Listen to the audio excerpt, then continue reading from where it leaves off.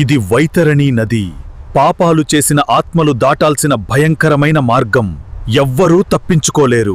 ప్రతి ఆత్మ ఒకరోజు యమలోక ద్వారం ముందు నిలబడాల్సిందే.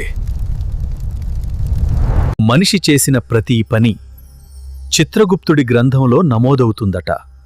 అంతా ఆ దైవ నిర్ణయం ప్రకారం జరుగుతుంది. ధర్మాన్ని అనుసరించిన ఆత్మకు స్వర్గమార్గం స్వయంగా తెరుచుకుంటుంది.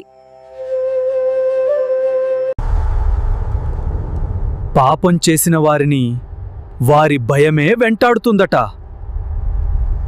గరుడా, ధర్మమే ఆత్మకు నిజమైన రక్షణద. అది ఎల్లప్పుడూ నీకు తోడుగా ఉంటుంది మరియు నీ మార్గాన్ని ప్రకాశవంతంగా మరియు సత్యంతో నిండినదిగా చేస్తుంది. జననం మరియు మరణం జీవితమనే ప్రయాణంలోని 2 భాగాలు మాత్రమే. ఇవి మనకు తెలిసిన అందం. ఇలాంటి గరుడ పురాణ రహస్యాల కోసం ఫాలో మరియు సబ్స్క్రైబ్ మై ఛానల్ చేయండి.